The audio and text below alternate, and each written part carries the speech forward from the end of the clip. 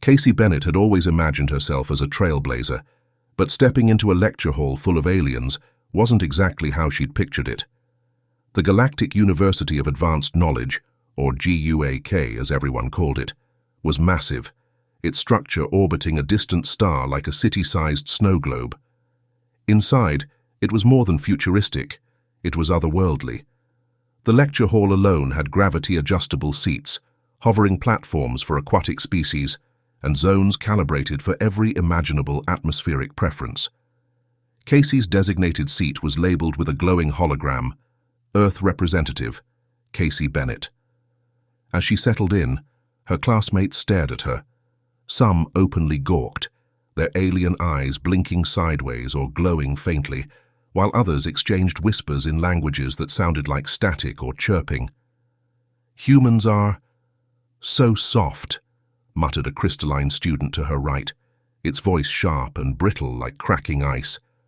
"Their skin doesn't even have scales." "Soft and slow," added an insectoid behind her, its multiple legs twitching. "Their lucky Earth is barely a death world." Casey smiled politely, pretending not to hear. She sipped her coffee from a travel mug that read, "I survived Monday," the most human thing she could think of to keep herself grounded. "Silence," hissed a sharp voice. The lecture hall went still as Professor Varnix entered.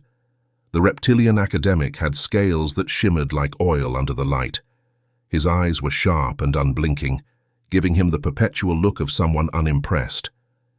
"Today's lesson," he began, "is on apex predators, the creatures that define your planet's ecosystems. Each of you will present a predator from your world. By studying these beings, we gain insight into how your species evolved to survive." Casey adjusted her seat. She'd prepared a presentation, but she had no idea if a shark would hold up against the monsters these aliens were about to describe. One by one, the students presented their predators. The crystalline being, Zyrax, spoke first. "From the frozen depths of Glaceon Prime comes the Frost Fang," it said, projecting a hologram of a sleek, icy creature with razor-sharp claws. "It freezes prey on contact, immobilizing them for consumption." Next, the insectoid, Mric, showcased its swarm predator. "The devourer swarm consumes anything organic within minutes," it said, its mandibles clicking. "Their coordination is perfect, they act as one mind." Then came Torque, a Deathworlder from the volcanic planet Volcax. He grinned with pride, his rough skin glowing faintly with internal heat. "The Vulca Beast," he announced, showing a massive creature that oozed acid from its skin. "It can dissolve rock, flesh, or metal with ease." The room buzzed with impressed murmurs. Casey's turn was coming, and her classmates' expectations weren't high. "Earth Representative, your turn," Varnix said, his tone carrying an edge of skepticism. Casey stood, her cheerful demeanor intact. She walked to the front, plugged in her data chip, and activated the hologram. The great white shark appeared mid-attack, mouth wide, rows of jagged teeth glinting, water frothing around it. The reaction was immediate. Zyrax emitted a loud crack, shedding fragments of its crystalline body. Muric's legs scrambled as it climbed the nearest wall, chirping in panic. Torque, the Volcaxian, leaned forward, his smug grin faltering. "Behold the shark," Casey began, suppressing a laugh. "One of Earth's apex predators. It's been around for over 400 million years, longer than most species in this room." Her classmates stared in silence, equal parts horrified and fascinated. "They're perfect hunters," Casey continued, gesturing to the hologram. "They can detect electromagnetic fields from their prey, and even a single drop of blood from miles away. Some can leap out of the water with enough force to breach the surface completely." "Your oceans are filled with these?" Muric stammered from the wall. Casey nodded. "Oh yeah, but don't worry. Humans swim with them all the time. It's an adrenaline rush." "Swim?" Zyrax hissed, its voice cracking. "You interact with them willingly." "Only when we're feeling adventurous," Casey replied, smiling. "Or bored." The classroom descended into chaos. "Order!" Varnix hissed, slamming his clawed hand on the desk. The room settled, though several students still cast wary glances at Casey. The professor studied her carefully. "Fascinating," he said. "I had assumed humans were fragile, yet you coexist with such predators. Willingly." Casey shrugged. "Predators are part of Earth's balance. For every shark, there's a coral reef. For every wolf, there's a loyal dog. We learn to adapt, coexist, and sometimes outsmart them." Varnix's gaze narrowed. "Outsmart?" Casey's grin widened. "We tamed wolves, didn't we? Now they fetch sticks for us." The professor's eyes flickered with intrigue, but he said nothing. During the break, Torque approached Casey, his volcanic heat radiating in waves. "Your shark is impressive," he admitted, "but Earth is no death world. Volcax is harsher, deadlier. Your survival is luck." Casey sipped her coffee, unbothered. "Luck? Tell that to the hurricanes, tornadoes, volcanoes, venomous snakes, bears, and, oh, humans. We're pretty good predators ourselves." Torque raised a brow ridge. "Humans. Predators." Casey leaned in, her voice dropping to a mock whisper.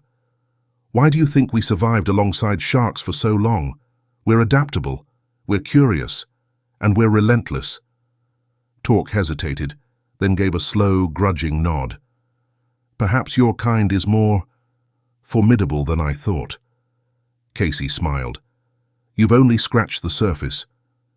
Casey settled back into her seat after the shark presentation, still smirking at the stunned silence of her classmates. Across the room, Xyrax was carefully sweeping up fragments of its crystalline body, grumbling under its breath.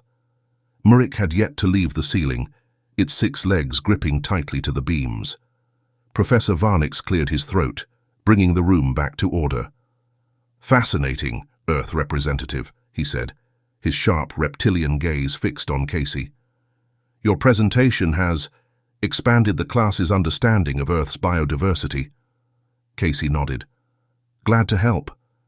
"But," Varnix continued, "you seem to have a talent for shocking your classmates. Let us test if this talent extends beyond a single example." Casey frowned. "Test?" Varnix straightened. "For your next assignment, you will select another predator from your planet to present to the class. Something equally revealing." Casey blinked, her brain already rifling through Earth's more bizarre creatures. Sure. When's it due?" "Tomorrow," Varnix said with a toothy grin. Back in her dorm room, Casey threw herself onto the futuristic, gravity-adjustable bed with a groan. The holographic assistant embedded in the wall chimed in. "Would you like assistance selecting another Earth predator for your presentation, Casey Bennett?" "Yeah," she muttered. "Something terrifying, but not too terrifying. I don't want Fryn fainting again." The assistant projected a series of Earth creatures onto the wall. Lions, crocodiles, Komodo dragons, and octopuses. Casey sat up. "Octopus. Oh, that's perfect." She tapped the display, enlarging the image of a common octopus with its sinuous limbs and uncanny eyes. "Aliens are going to lose their minds over this one." The next morning, the class was abuzz with anticipation. Even Torque looked intrigued, leaning forward on his heat-resistant desk. Casey approached the front with a mischievous grin, tapping her data chip to activate the hologram. The octopus appeared, its 8 limbs curling and uncurling hypnotically. "This," Casey began, "is an octopus. It's an aquatic creature found in Earth's oceans, known for its intelligence, adaptability, and, unique skills." She clicked a button, showing a video of an octopus escaping a sealed jar. The class collectively gasped. "They can solve puzzles, squeeze through impossibly small spaces, and even mimic other creatures to avoid predators," Casey explained. "Oh, and they have 3 hearts and blue blood." "3 hearts?" Xyrax whispered, its voice cracking. "And camouflage," Casey added, showing another clip of an octopus disappearing into its environment. "They can change the color and texture of their skin at will." Murik chirped nervously from its seat. "Are these common in your oceans?" "Very," Casey said cheerfully. They're smart enough to play with toys and even recognize individual humans. Some people keep them as pets. The room erupted into chaos. Once order was restored, Varnix leaned forward, his clawed hands steepled. Fascinating. But tell me, Earth representative, how do your people coexist with creatures of such intelligence? Casey shrugged. We respect them. They're not just predators. They're part of the ecosystem. Humans have a long history of learning from nature, even befriending it. Torque crossed his arms. Befriending. You're telling me humans can tame creatures as dangerous as your sharks and octopuses? Casey grinned. Ever heard of a dog? The hologram shifted, displaying a golden retriever wagging its tail. This is a dog. They're descended from wolves, apex predators in their own right, but we domesticated them. Now they're our best friends. The class stared, their disbelief palpable. You turned a predator into this? Varnix asked, his tone incredulous. Yup, Casey said. That's humanity for you. We adapt, we learn, and sometimes we make a friend along the way. Torque wasn't convinced. After class, he approached Casey with a smirk. Your creatures are impressive, but your world is still weak. You only survive because your predators are not the strongest. Casey raised an eyebrow. Oh? And what's the strongest predator in your book? Torque puffed out his chest. The Vulca beast. It thrives in molten lava, devours metal, and cannot be killed by conventional means. Casey leaned closer, her voice dropping. Sounds scary, but let me ask you this. Can it outthink you? Torque hesitated. That's the thing about Earth, Casey continued. It's not just about strength. It's about strategy, adaptability, and resilience. That's how we survive. Torque's smirk faded, replaced by a grudging respect. Perhaps your world is more dangerous than it seems. Word of Casey's presentation spread quickly through the university. Aliens from other classes began showing up to watch, curious about Earth's bizarre creatures. By the end of the week, Casey's nickname had changed from Softworlder to Shark Whisperer. Even Varnix seemed to regard her with a newfound respect. But the highlight came when Fryn, still visibly nervous, approached her after class. Would you tell me more about your coral reefs? They sound peaceful. Casey smiled, knowing she'd made an impact. Of course. Let's start with the clownfish. The murmurs in the Galactic University's halls about Earth's soft reputation were slowly shifting. Casey Bennett had managed to shock her classmates not once but twice with her vivid descriptions of sharks and octopuses. Yet, the curiosity her presentation sparked was a double-edged sword. Some aliens saw Earth as a bizarre anomaly, others as a dangerous death world they'd underestimated, but all were now watching Casey closely. By the time Professor Varnix announced the next assignment, the class felt like a battleground. You have impressed us thus far, Earth representative, Varnix said, his sharp reptilian eyes narrowing as he studied Casey. But I believe your planet's ecosystem holds far more surprises. For your next presentation, I suggest something unexpected. Show us something that reveals the ingenuity of your kind. Casey tilted her head, intrigued. You want me to focus on ingenuity? Yes, Varnix replied. You've demonstrated your predator's brute strength and adaptability. Now show us how humanity fits into this equation. Casey smiled, a glint of mischief in her eyes. She already had an idea. The next day, Casey stood at the front of the classroom, her hologram projector humming to life. The students leaned forward in anticipation.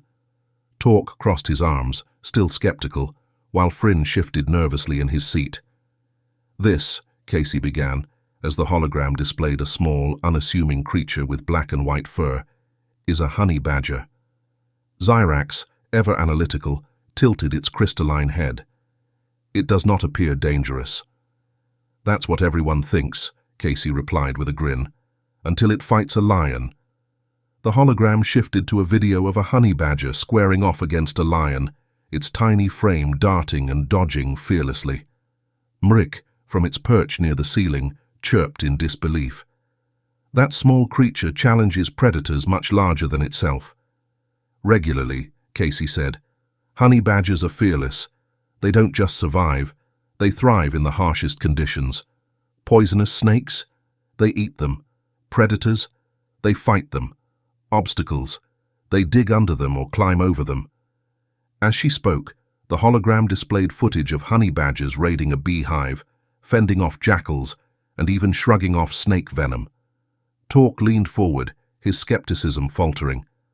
Your creatures rely on more than brute strength. They exhibit strategy, adaptability, and a certain insanity. Casey laughed. That's one way to put it. Honey badgers don't know fear. And honestly, neither do most humans. We've got more in common with them than you'd think. After class, the students couldn't stop buzzing about the honey badger. The discussion spilled into the corridors, where Casey found herself surrounded by aliens eager to learn more. How does a world like yours produce such extremes?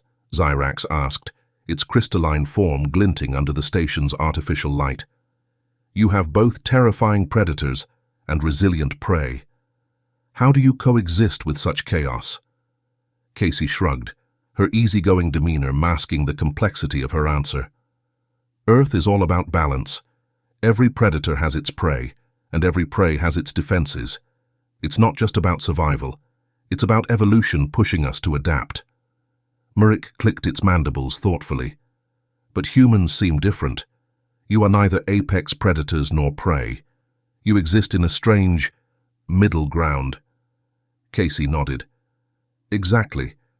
We weren't the strongest or the fastest, but we were the smartest.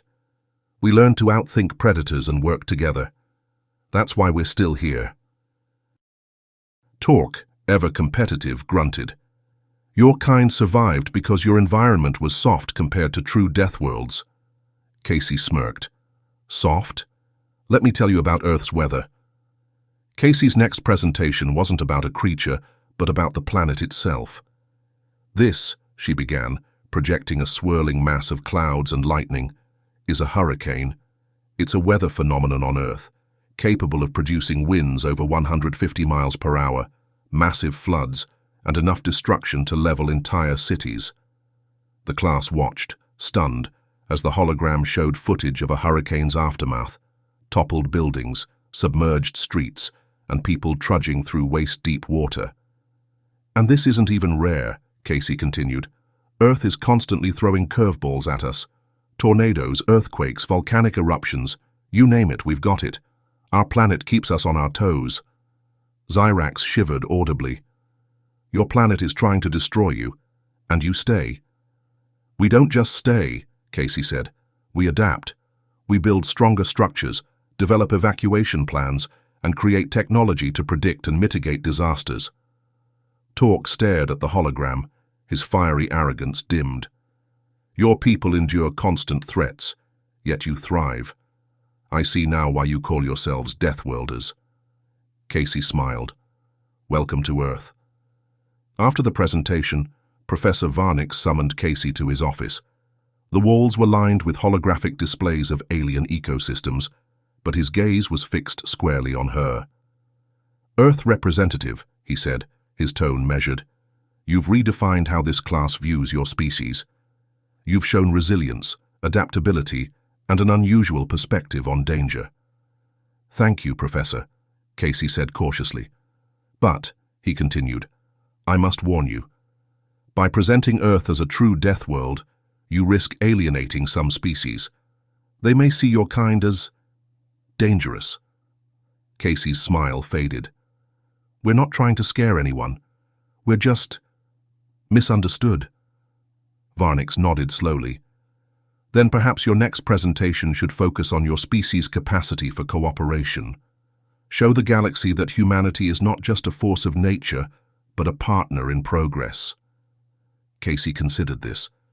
It wasn't what she'd planned, but it was a challenge she couldn't refuse. The next day, Casey stepped up to the podium, her usual confidence tempered with a touch of humility. Today, she began, I want to talk about something that makes humans truly unique. It's not our predators, our weather, or even our resilience. It's this: cooperation. The hologram shifted to an image of humans working together, building cities, farming, exploring space. What sets us apart, Casey explained, is our ability to work as a team. We're stronger together.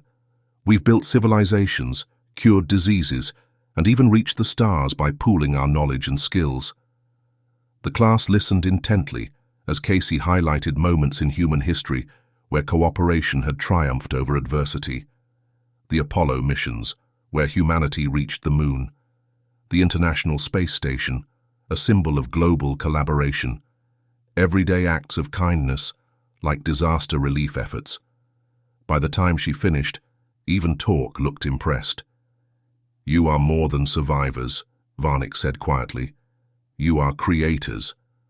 Casey smiled. "That's the goal, Professor." It started as a joke. At least, Casey thought it was a joke. After her last presentation, Torque leaned over his desk, his volcanic heat radiating into the cool classroom air. "If your Earth is so impressive, why don't you show us?" he said, a sly grin curling across his ashen face. Casey raised an eyebrow. "Show you? Like a hologram?" "No," Torque replied, leaning back confidently. "Take us there." The class erupted into chatter. Murik clicked its mandibles in a mix of excitement and terror, while Fryn visibly trembled at the mere thought.